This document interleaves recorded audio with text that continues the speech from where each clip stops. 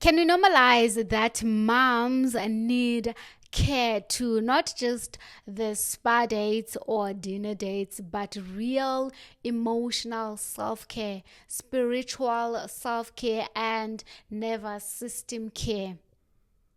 And I'm saying all of this because I've realized that when I am bent out or when I'm pouring from an empty cup, I am not the mom that I aspire to be. I'm not the best version of myself. And when I'm not the best version of myself, I end up pouring the negativity into the people that are closest to me. And for me, mostly that is my kids. So, hi there. If we have not met, my name is Onye, and my channel is all about self love, self care, and self improvement. And I love working in this journey with you. Today, I want us to talk about self care for moms and how do I practice self care as a mom. Right? So, the first thing that I started doing was to redefine what is self care for me.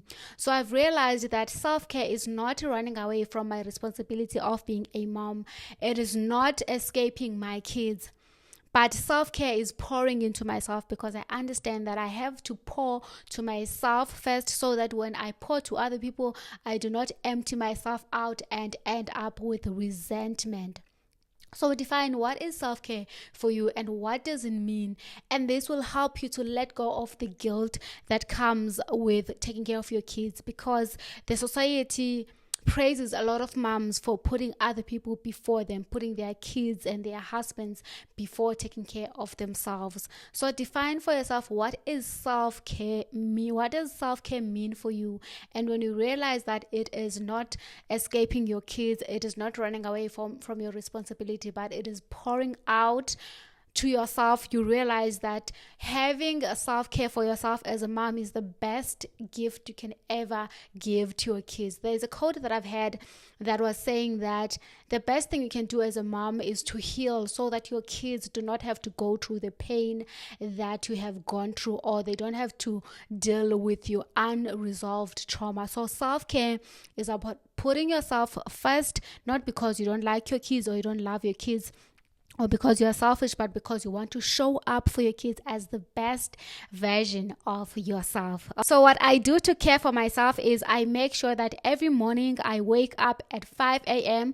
or 5:30 if I'm too tired. And the first thing that I do is to meditate, to pray, or to journal, just to spend time with myself. Recently, I've been really loving meditation. I just wake up in the morning and then I go sit on my mat or lie down on my mat and I meditate, because I realize that before I am someone's mom, before I am someone's sister, before I am someone's daughter, I am me. Right? And that means that I need to pour into myself first before I can look at any responsibilities that this life has for me. So I take the time and be by myself and meditate and set the intentions for the day. And I love setting the intentions so much because for me, that gives me an assurity that I will be able to handle whatever the day holds. There's an affirmation that I also love in the mornings that says that I am so grateful for this day. I'm grateful for the opportunities and lessons or whatever that this day is going to bring. That means that I trust myself that I'll be able to handle whatever that this day has for me, and I'm grateful for it, and I'm looking forward to the challenges that might come, and that gives me strength to know that I can deal with anything that this day is going to bring to me. So the first thing is I meditate. Sometimes I pray, sometimes I journal, but lately I've been really loving meditation. Another thing that I used to do also is to do breath work. I love breath work so much. So if you don't want to listen to the guided meditation, you can just do box breathing, where you breathe in for 4 seconds, you hold for 4 seconds, you let go for 4 seconds, and then you let go again, and then you do the process over and over and over again. And then you can just have a timer in your watch where you say, okay, I'm going to do this for the next 10 minutes, or just listen to a guided breathing exercise by Breathing with Sandy on YouTube. I really love that guy. His breathing exercises are really amazing. So you can listen to that as well, or you can do meditation, or you can do prayer as well. Right? And then the next thing that I do is I journal on a daily basis. Every day before I sleep, I make sure that I go to my journal and then I write down how was my day. I always tell my day on the journal as if I was telling a story in a book. One day I might have a book, I don't know, but I love putting my days in a book as if I was writing a chapter. That today I woke up at this time, I did meditation, and then I prayed, and then I took a shower, and then I prepared the kids, I took them to school, and then I came back, and then I started working, and then I went to the gym. I ate healthy. This is something I struggled with. This is something that I've learned. This is something that I'd love to improve on the following day. That helps me so much to be in high vibrations. And I feel like it also helps me to be in the moment when I'm doing something, to know that I'm accountable to myself. When I do my journal later, I want to come back and have so many things that I can be grateful for. So journaling has really helped me to have a more fulfilling life, and it helps me to also be grateful and just think, oh, I'm so grateful that today these things have gone good. And it also helps me to be so productive because I know that I'm accountable for myself in my journal. So I journal on a daily. When I'm going through the most, I write down what is it that is bothering me, especially if it's about my kids, because what I've realized is sometimes I snap at my kids, but not because of what they've done, but because of what this means for me. What trigger did they activate in me, or what does their behavior remind me of? Is it something that I've dealt with in the past? Is it something that I went through as a child? What does it mean when I'm triggered by my kids? So I write it down, and that has helped me so much to show up as the best version of myself to my kids, because I understand that I don't have to always raise my voice when I'm upset at them. I can always take the time to cool down and reflect and see what is happening. The other day, my son told me that I have to fetch him 30 minutes later at school. And then I thought about that after dropping him, and I was thinking, what is happening? Is he lying to me? And I started like boiling and thinking, oh my God, if he's lying to me, I'm going to be so mad at him when he comes back from school.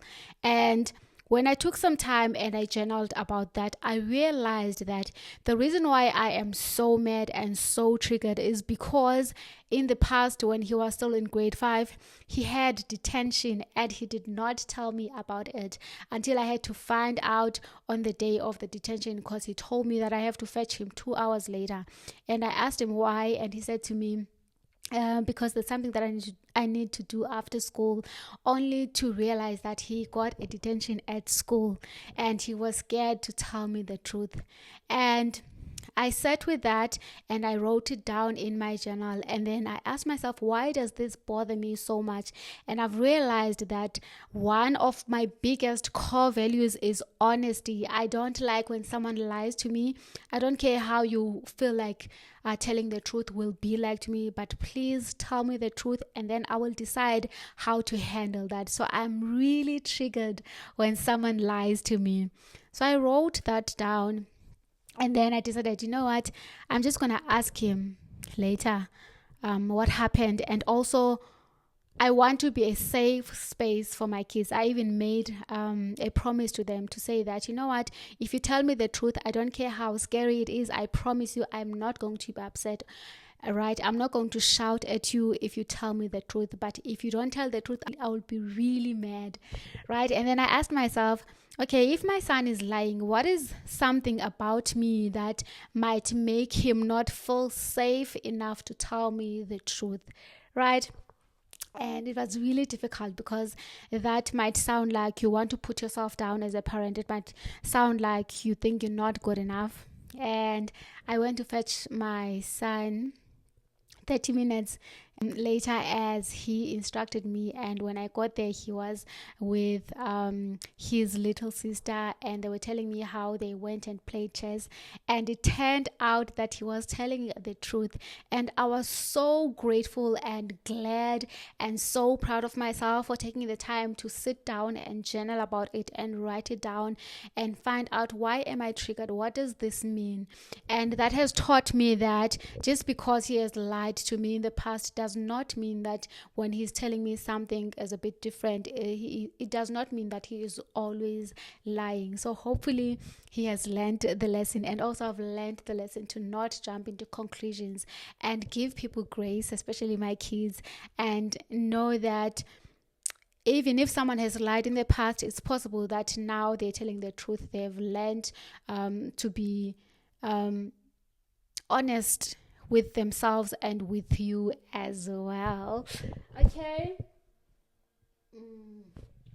Another thing that I do is I allow myself to cry when my kids are not around. So if my kids are maybe at school and I'm really overwhelmed, I take the time to cry. I don't mind crying because I do not allow myself to harbor emotions that are dangerous for me. I know that resentment is caused by anger that is suppressed. So if I am sad, I'm really overwhelmed, I tell the truth to myself. I tell myself that I am overwhelmed, and I remind myself that it is okay to be overwhelmed. I'm a human, and also I'm just human, and also being a single mom is not easy. So I tell myself that everything is going to be okay, and I remind myself that God's got my back.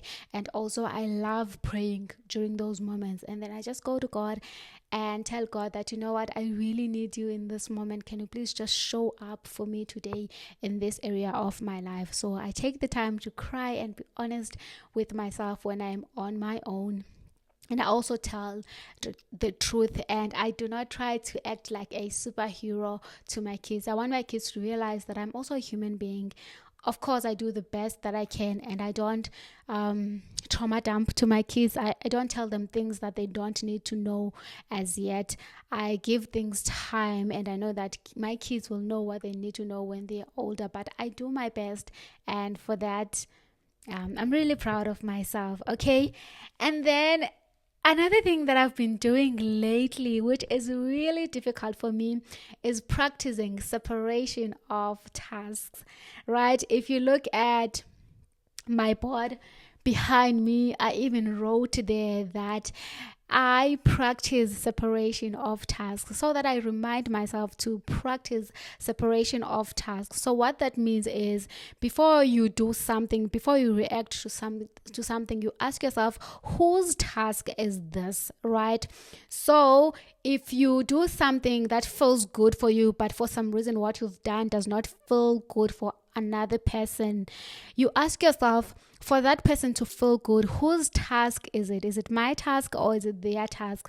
You can do whatever you want to do with the knowledge that you have, with the experience that you have, and with your intentions. But how the other people are going to take that is not your responsibility. And this is something that I've learned recently from a book that I was reading, that was saying that, you must not push your kids to do their homework, because when you do that, they become rebellious, and then when they're rebellious, they don't want to do their homework. So what you can do is realize that them doing their homework is their task, and you being a safe space to them and saying that, you know what, when you need help, I am here to always help you, then that is your task. But don't intervene on your kids' business, right?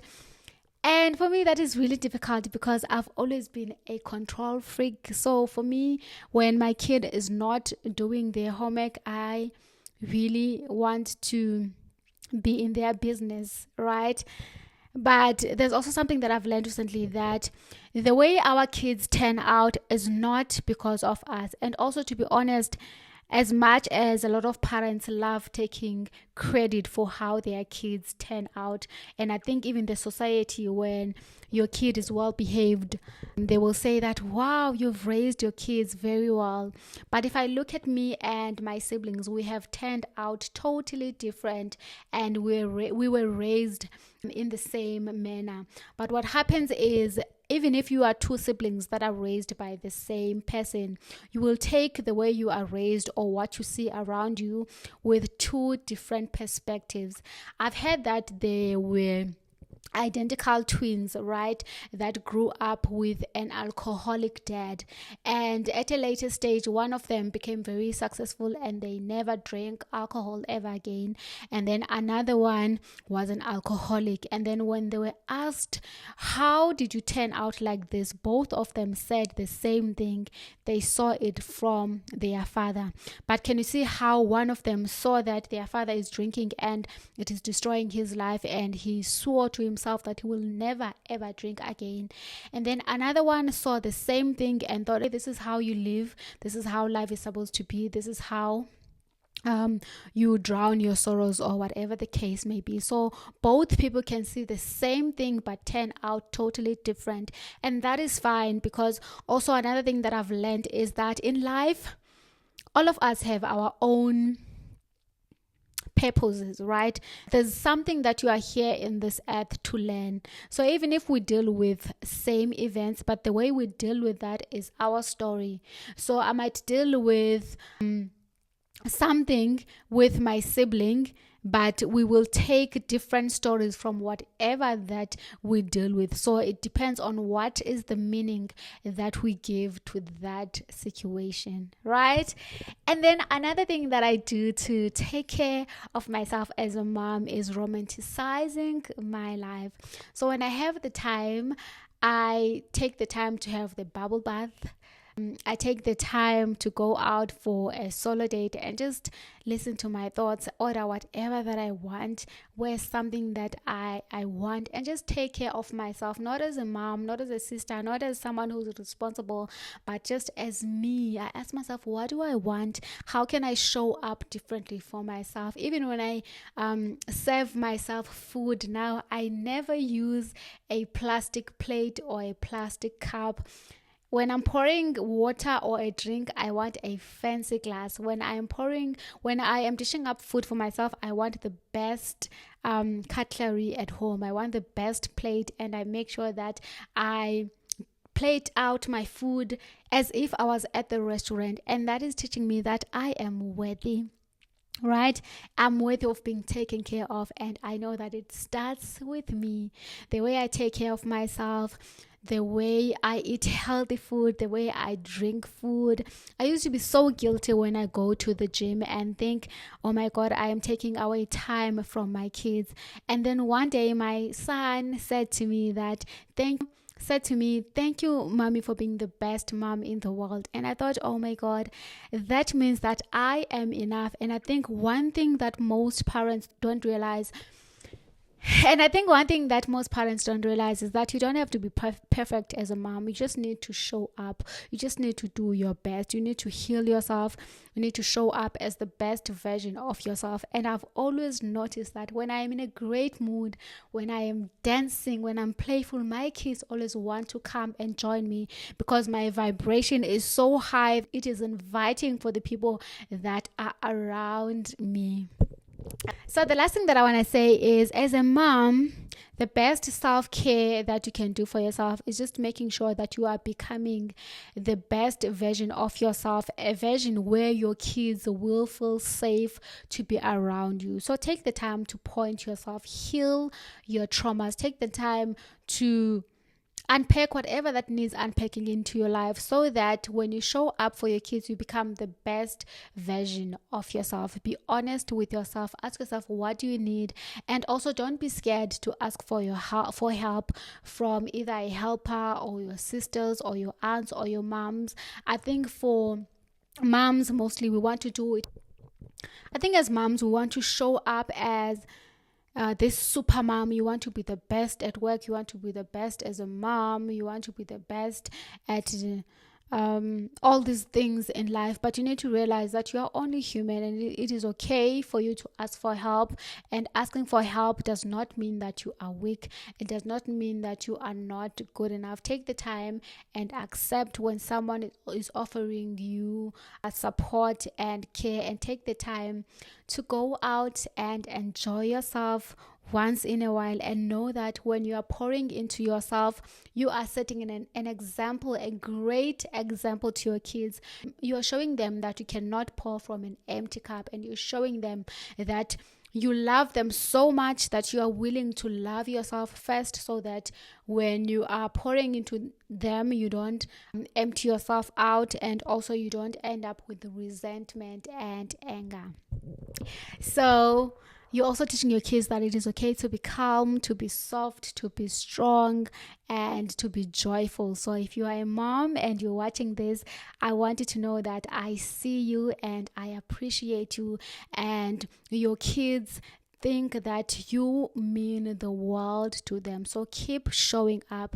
It breaks my heart to realize that there are men out there who do not show up for their kids because they feel like they're not good enough. There's a guy that I was watching on a podcast that was saying that he empathizes and he understands men who chooses to be deadbeats because he knows, or he feels like there's a lot of pressure from the society for men to show up in a certain way. And for me, I feel like if you can learn one thing as a parent, whether you are a mother or a father, just know that showing up for your kids is the best gift you can ever give them. Even if you show up for them broke, even if you show up to them as a version that still is working on themselves, as long as you work on yourself and you try to become a better version on a daily, you are doing the best. And the gift of you being present in your kids' life is the best thing that they will be so